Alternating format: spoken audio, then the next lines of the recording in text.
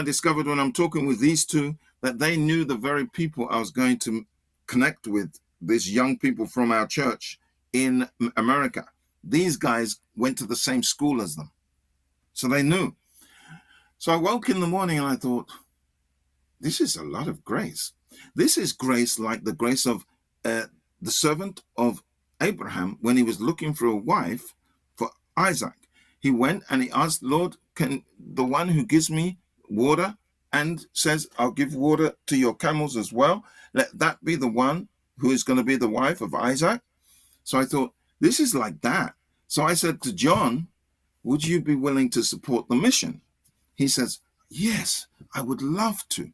And it shouldn't take long because we are so many Christians. So I'm with Lutherans. They're not baptized in the Holy Spirit. They're not charismatic, but they love the Lord. Him and her, they bought my ticket. His roommates... They bought your ticket? And his roommates put money in my account, which I used to hire a car so that when I arrived in America, I was driving along the I-505. I will make a way for you to California. I will make a way for you in that place. When I got there, I'm in the back of the church. I tell the story to a lady as to how I got there. She says, wow, you need to go to this meeting, that meeting, that meeting. You can go that one with my husband, that one with my brother. So I got into all these private meetings, which you wouldn't normally get into. I'll make a way for you in that place. I went on a first treasure hunt. And when I was out afterwards, a guy comes up to me and says, if you have somewhere to eat tonight? I said, well, nowhere specific. He said, me and my wife would like to invite you for dinner. I said, oh, thank you. So we went to the Red Lobster, which I would never go to of my own resources because I don't have that kind of resources. And then after we'd been talking and eating, they said, we want a part of what God's doing. Do you have a hotel in mind? So it just so happened that the night before I'd arrived and I'd looked at a hotel, it was a smoking place. And the woman said, if you want a room with Wi-Fi, you have to pay extra and all the rooms are smoking rooms. I said, this is not my divine appointment. So I left that hotel. I went to a big, nice Red Lion hotel across the road. And I asked the receptionist, who was really nice, do you know, is there a hotel around here for $20 for a night or something, you know, because I could sit relaxed in this nice hotel. And so I'm sitting there with my computer. And then she says, I think I should help you. I think I should help you. She knew I was going to Bethel. I think I should help you. I think I should help you. So what she did, she rang a $40 hotel down the road because she was a $100 hotel. She rang a $40 hotel down the road, booked me a space. And then when I went, I slept in the $40 hotel. And when I woke up at 6:30 in the morning, I arrived after midnight. I ate dinner at Denny's at 3 in the morning. I go to sleep. I wake up 6:37 or I wake up 8, whatever. There is coupons there, $40 for her hotel. She went home some 6 o'clock in the morning, whenever, took the coupons, dropped them at the other hotel, and there they were in the morning. So when he asked me, do you have a hotel in mind? I said, well, these $40 coupons for the Red Lion. $40 for the Red Lion? That's not bad. So they took me to the hotel and booked 6 days with breakfast for me in that hotel. Wow. I will make a way for you in that place. So it happened. And so it was like quite astonishing. And that is the beginning of the time with Bethel. And, you know, it's exciting stuff. Now, that was just a week. It was kind of in my heart. Wouldn't it be great to do a year?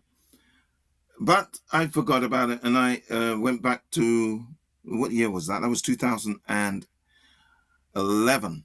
The next year I went back for a short course on the culture of honor with Danny Silk. That was really amazing.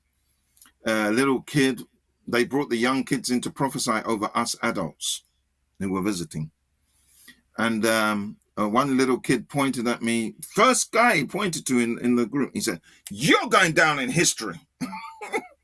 Yeah, that was a nice word. You're going down in history. You have creative ways of sharing the gospel. You have creative ways. And yeah, that's what I do. I share the gospel creatively. He was reading my book and giving me revelation on myself. And so that was 2013. And then later on in 2013, the Lord began to give me dreams telling me to go back to Israel. I said, Lord, if you want us to go back to Israel, you're going to have to talk to my wife. It's easy to live in Norway. The resources are flowing. But when you live in Israel, you don't know where the next krona is coming from. I don't like writing lots of letters to lots of people asking for lots of money. Mm. You know, someone said, William Booth, I think it was said, if Moses has had to go to a committee, he would never have crossed the Red Sea. Yeah. So basically what happened when we were now in Israel, we did 5 years. And then at the end of 5 years, I had my second master's. I got my first master's the first 7 years. That's how God gave me visas through study. So I got a master's in New Testament the first time round. Second time round, I went to not a Christian university like the first time, but Hebrew University, and I did a master's in Old Testament, Tanakh. And so I got that the second time round. And so now, at the end of the 5 years, we were feeling, okay, I think it's time to go. But I was thinking, we're not ready to go back to Norway. Our relationships, I was too strict with the kids. We're not ready to go back to Norway. So I'm praying about America. And so I said to the kids, who wants to go to America? And they all said, yeah. And everyone's democratic in Norway. So my wife had to go with it, even though she wasn't sure. Okay. And so I was looking at Dallas Theological Seminary. That almost gave me a headache looking at their requirements for their doctorate.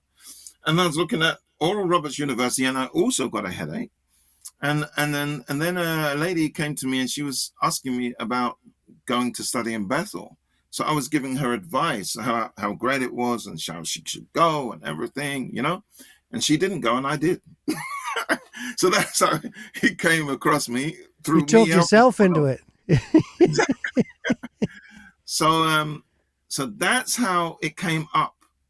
I thought, because they you see, I want to learn ways of good character, but it has to be biblical. Mm-hmm.